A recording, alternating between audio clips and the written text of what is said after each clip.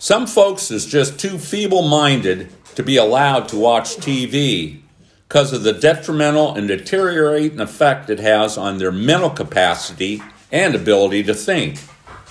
My buddy Ray Leone were all of the above, and what made it even more calamitous were the fact that his mental abilities was what you might call meager to begin with. If I remember correct, subtracting from 0 results in a negative number, and that just about sums up old Ray. To make matters worse, it were near impossible to dislodge any idea tenacious enough to take up root in the barren soil of his brain. He were completely impervious to facts and learned opinions, let alone common sense, which my good friend G says is the rarest commodity on the planet. Ray loved few things better in this world than to share his opinions with an audience, and it didn't make a great deal of difference to him who that audience was. The boy just dearly loved the sound of his own voice. Now, one day in the spring of last year, Ray and I was sitting in the North Park blocks. G says many things in this life is a matter of perspective. What one man criticizes as loafing, another will praise as gentlemanly leisure. By whatever name you choose to call it, we was sitting in the shade with our shoes off, enjoying a cold and refreshing, not to mention very nutritious bottle of Old English 800 malt liquor with a few friends and acquaintances. Harmless Smith was there with his business partner, attorney and friend, Louis Swainsforth III, who is known to the denizens of the park blocks as Loophole, in respectful reference to his once very promising career as a barrister that he'd abandoned because of an overfondness of demon rum. Actually, in his case, there were a fondness of Jack Daniels, but you can appreciate my meaning, no doubt. To round off our little tribe was Pedro. We was all having a pleasant afternoon of innocent levity, enjoying life while drinking the aforementioned malt liquor, when Ray starts spouting off like he were the keynote speaker at a conference of the League of Women Voters. It's a shameful disgrace, he announced emphatically after a long sip off the bottle. What's that? I innocently inquires, having no notion in the world of the avalanche of arguments I just unleashed. The damned aliens has taken over the country from top to bottom, working behind the scenes, of course, and keeping it all hush-hush. They're devious devils. It's the ruination of our Republican way of life, dragging all of us red-blooded Americans down in the gutter of depravity. Hey, pass that bottle this way. Ray, I tells him, you got no more sensitivity than a toilet seat. You know that? In case it has escaped your attention, Pedro here were the one kind and generous enough to share his bottle with us, not to mention his cigarettes and spot in the shade. And here you go bad-mouthing him with all this ridiculous bullshit. Does it look like he's taken anything over? There you go again, Ray retorted indignantly, exhibiting your ignorance for all the world to see. Hell's bells, I ain't talking about no fruit picker from Nogales. I was referring to those UFO creatures from the depths of outer space, you numbskull. Educate yourself. Read some articles. Wake the hell up and smell the coffee. They can assume any form they choose. I believe they're described as shapeshifters by the astrophysics community. They're from a highly advanced civilization that's just about a gazillion light years ahead of us, with powers and abilities far beyond our wildest dreams. They could be here among us right now without us even knowing. Well, this here remark caused us all to look around, all of us except Pedro. He struggled mightily with American, even when it were spoke real slow and clear about something obvious and mundane, and nuanced discussions of a highly technical nature involving the parlance of silence like this here just sailed clean over the boy's head. We continued to study our surroundings. This being the park blocks on a warm spring afternoon, there was the normal number of strange, outlandishly garbed creatures roaming around. Putting aside their bizarre appearance and ignoring for the moment their lack of personal hygiene, I suspect that they's all humanoid and terrestrial in origin, perhaps coming from the remote depths of Oregon City or Milwaukee, which some do consider a black hole. Ray, I says, taking back the bottle and wiping off the rim with the sleeve of my shirt, I doubt very seriously if there's anyone here from as far away as Salem, let alone Jupiter or Mars. Are you currently on any medication? You're starting to worry me, boy. You're goofier than a crack house rat. Go head on, deny it all you want, Ray shoots back defensively. Bury your head in the sand. Don't make no never mind to me. But remember what Oprah said. Denial is more than just a river in Africa. There's a mountain of evidence even a blind man can see. First off, you got your Bermuda Triangle, a realm of darkest mystery where whole ships and airplanes get swallowed up, just vanish into thin air without a trace. What's that tell you? This here were what you call a rhetorical question, because Ray weren't looking for no response and just sailed on full speed ahead without even waiting for an answer. I'll tell you what it indicates. Aliens with a capital A.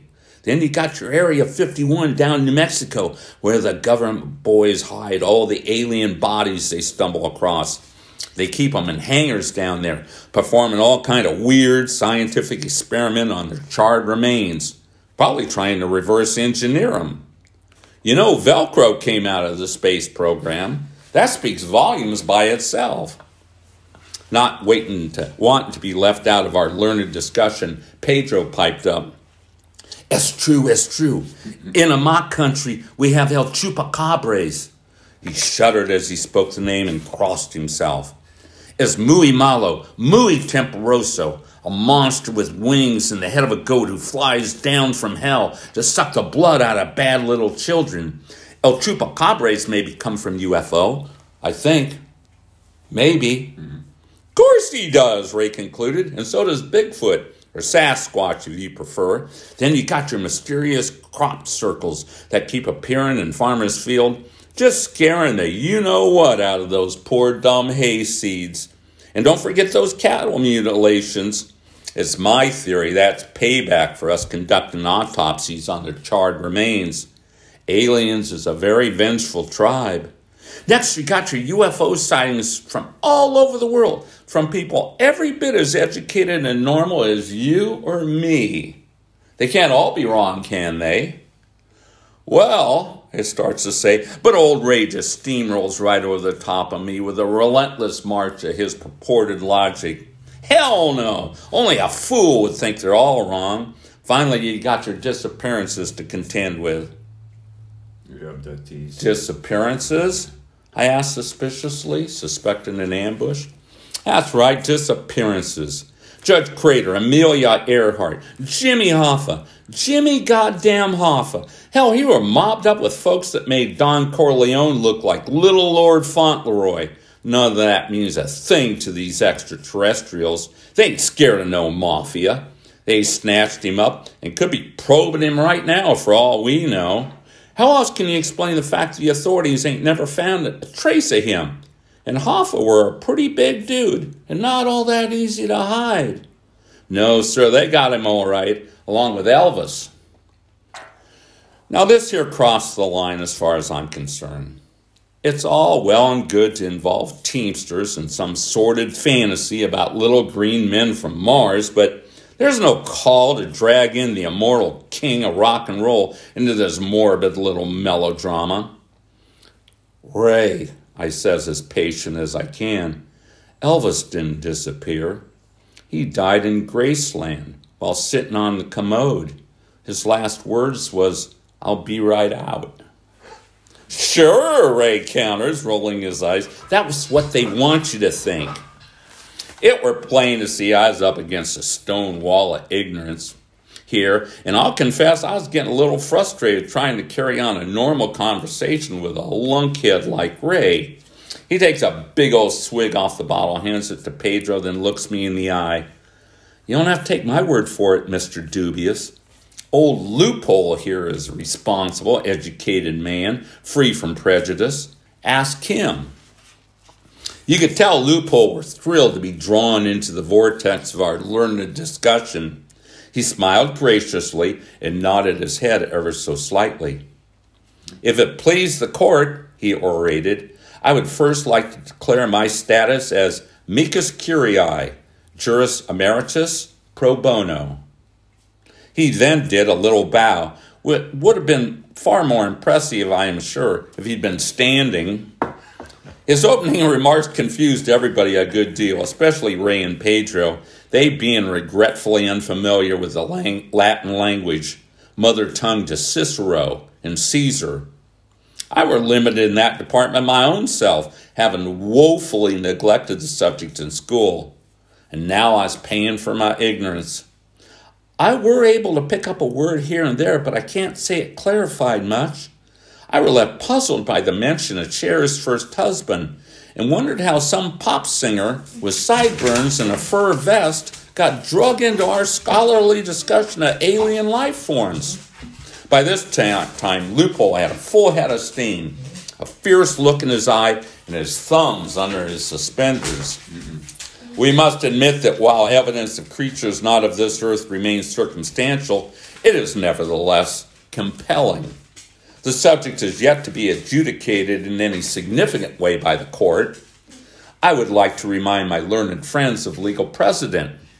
Plassey versus Madison, Lettinger versus the Ants, Ali versus Frazier. If, as my respected friends suggest, life forms from another jurisdiction or planet are currently conspiring to commit acts of treason or rebellion against the duly appointed government of the United States of America or any of her representatives, then litigation will surely result. Silence ensued. I were left dumbstruck and at a loss as to how to respond or proceed. Actually, I were at a loss as to exactly what he'd said, not being entirely sure which side he'd taken or if he'd said anything germane to the subject at hand. My doubts were not shared by Ray. See, he said, what'd I tell you? Compelling evidence. That's what it is, compelling. Myself, I felt a compelling urge to bitch slap the stupid smirk off of Ray's noble countenance. But then I reminded myself, this here's America, where every simple-minded fool among us has a God-given right to trot out his opinion, no matter how ridiculous or absurd. I took a deep breath and tried one last time to reason with Ray, to find a chink in his seemingly invulnerable armor of ignorance. Ray, I says, let's assume, just for the sake of argument, that there really are alien life forms and that they really can travel through space. And time, he interjects with considerable energy. Don't you go forgetting about time travel now. Okay, and time. If they could go anywhere they want, why would they go to all the trouble of traveling thousands of light years to come to the North Park blocks in Portland, Oregon, on the off chance they'll run into the president or the Pope? Well, how the hell should I know that, countered Ray. I ain't nothing but a mere earthling and proud veteran. I ain't privy to their inner councils, to any of their star chamber proceedings and all. Maybe they're after our women, having used up all of theirs in sordid depravity. They might be after our oil or table salt. And speaking of the Pope, you ever notice the hats that dude wears? Mighty peculiar headgear, mighty damn unworldly, if you ask me. Ray, you moron. You ain't actually suggesting that the Pope is an alien, are you? Ray held up an offended hand. I ain't saying he is, and I ain't saying he ain't. I wants to remain open-minded on the subject. Now, there's clearly a line between open-minded and empty-headed. I was firmly of the opinion Brother Ray were several blocks south of that line.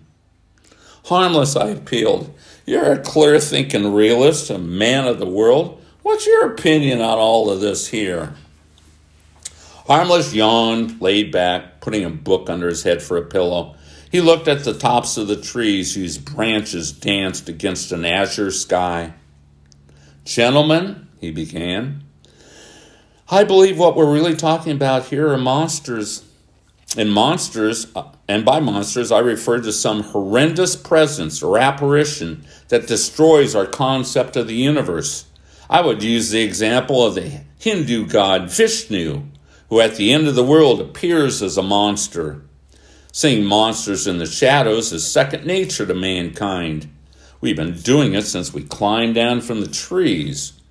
Remember, you have the same organs and go through the same stages of life that Cro-Magnon man did 30,000 years ago. The world was a very threatening place 30,000 years ago, nearly as dangerous as it is today. There really were monsters hiding in the shadows. Fear is a sign of intelligence, and an awareness of one's surroundings is a survival skill. And where you have monsters, you must have heroes to combat them.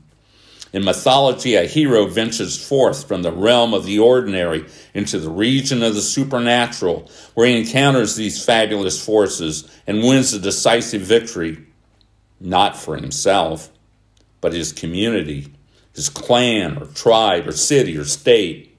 The hero returns and bestows boons upon his brothers and sisters. Ray, my good friend, you don't have to overly concern yourself with monsters from outer space. We grow more than enough of them right here on planet Earth. They're not lurking in the shadows of night, but sunning themselves on a beach somewhere, working on their tan, with a glass in their hand and their toes in the sand. But we have plenty of heroes to combat them as well. Jackson Browne said it once in a song, "Oh, people, look amongst you, it's there your hope must lie." Ray took the offered bottle from Pedro, finished it off, then shook his head and said, "That's the craziest thing I ever heard."